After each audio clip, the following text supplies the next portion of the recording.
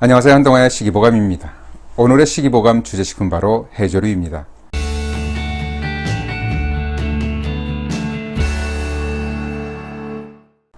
해조류는 식탁을 풍성하게 할 뿐 아니라 맛도 건강도 일품입니다. 하지만 과거 해조류는 바다의 잡초로 여겨져 동아시아를 제외하곤 해조류를 먹는 나라는 없었다고 합니다. 한때 검은 종이를 먹는다는 비아냥까지 있었지만 이제는 전 세계적으로 인기 있는 건강식품이 된 지 오래입니다. 본 영상에서는 다양한 해조류의 이름과 그 효능들은 어떻게 기록되어 있는지 살펴보고자 합니다. 해조류는 바다에서 나는 조류를 통틀어 이르는 명칭입니다. 한해서에는 다양한 종류의 해조류가 기록되어 있습니다. 김은 건태, 해태, 해이로, 미역은 해채나 자채, 다시마는 해대, 곰포, 바닷말은 해조로 찾는다면 크게 틀리지 않겠습니다. 이러한 이름들은 서로 교차 사용되기도 했는데 아마도 저자들은 해조류를 직접 관찰하지 못한 상태로 내륙지방에서 한해서를 저술한 한계가 있었을 것입니다. 참고로 동의보감을 보면 미역은 해채, 한글명 머육, 다시마는 해대, 한글명 다시마, 바닷말은 해조, 한글명 말 등으로 설명되어 있습니다. 감태는 기록은 되어 있지만 한글명은 없습니다. 그러면서 감태는 청태라고도 한다. 바다에서 나는데 포를 만들어 먹는다 라고 한 것을 보면 감태나 청태는 요즘의 김처럼 먹었던 것 같습니다. 김은 우리말이지만 과거 짐자라는 한자로 기록됐습니다. 경세 유포에는 태라는 것은 해태인데 혹 감각, 감태라 일컫기도 한다. 태는 종류가 많아서 자태, 속명은 해이고 방언으로는 짐이라고 함. 청태가 있어 대동소이한 것이 5, 6종이나 있다 라고 했습니다. 여기서 자태가 김이란 것을 알 수 있습니다. 해조류는 대체로 기운이 찹니다. 일반적인 효능은 열을 내리며 배가 불러오는 것을 가라앉히고 이뇨작용이 있어 소변을 잘 통하게 하고 단단하게 뭉쳐서 혹처럼 생긴 종양을 부드럽게 풀어주며 특히 목에 생긴 역류를 없앤다 라고 했습니다. 역류는 갑상선종을 말합니다. 문헌에 기록된 각각의 해조류 효능은 조금씩 차이가 있지만 대동소이합니다.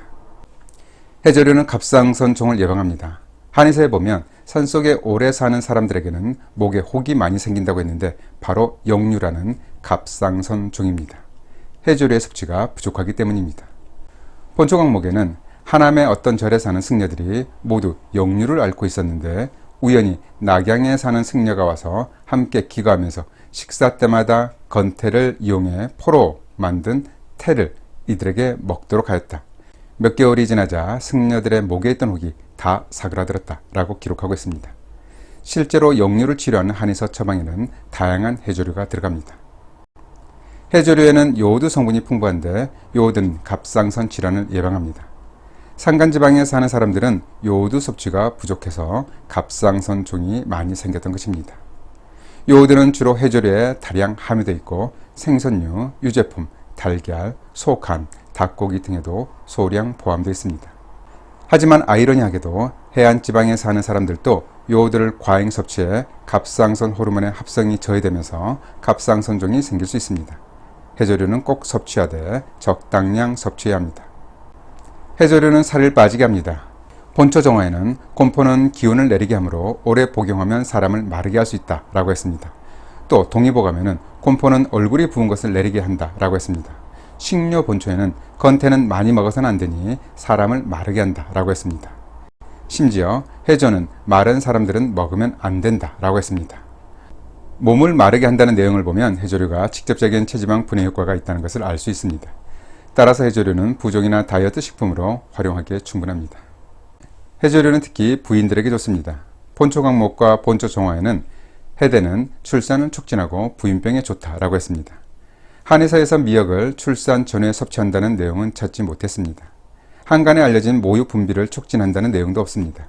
우리나라는 예부터 전통적으로 출산 후에 미역국을 섭취해왔는데 아마도 다시마를 대신했을 것 같습니다. 다시마보다 미역을 쉽게 구할 수 있었을 것입니다. 해조류는 산모의 영양학적인 측면에서도 필요했겠지만 한의학적으로 보면 부종을 내리고 산모나 모유 수유 중인 신생아의 피부에 창이 생기는 것을 막아주는 효과도 있었을 것입니다. 해조류는 수액대사를 조절합니다. 해조류의 짠맛은 단지 소금을 먹는 것과는 다릅니다. 보통 소금을 많이 먹으면 물을 많이 마시게 되고 소변이 나가지 않습니다. 하지만 해조류는 오히려 이뇨작용이 있습니다. 본초 강목에는 해조 짠맛은 윤택하게 하거나 설사시킬 수 있고 찬 성질은 물을 끌어들여 열을 쓸어내릴 수 있다. 그러므로 역류 등 단단하게 뭉친 것을 사그라들게 할 수 있고 부종, 각기 등 습열 등을 제거하는 것은 사기가 소변을 빠져나가게 하는 것이다 라고 했습니다. 말린 함초가루를 이용해 조미료로 사용하는 것도 마찬가지 효과가 있을 것입니다.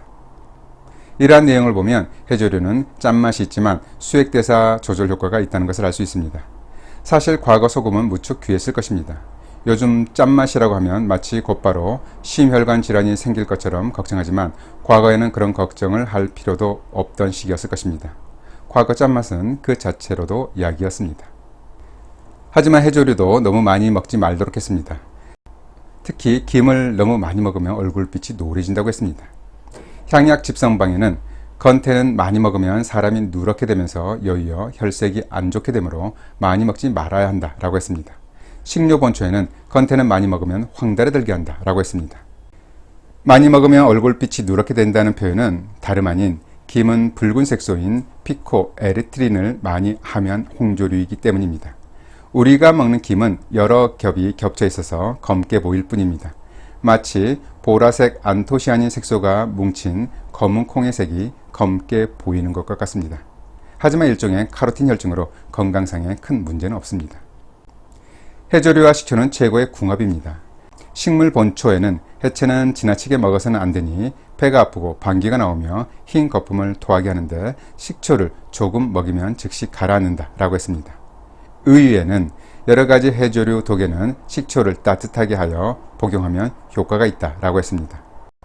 보통 해조류와 함께 식초로 초무침 요리를 해 먹기도 하는데 해조류와 식초는 최고의 식품 궁합입니다.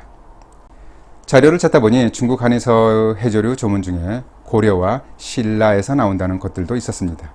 국내 식용 역사 또한 무척 오래됐다는 것을 알 수 있는 내용입니다.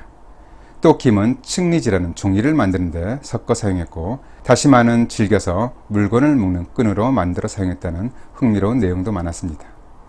옛 조상들은 해조류로 건강도 챙기면서 실생활에 필요한 물건도 만들었던 것입니다. 해조류의 쓰임새는 바다의 크기만큼이나 넓고 깊습니다. 잘 들어보셨죠? 그럼 오늘의 한동안의 시기보험 마칩니다. 감사합니다.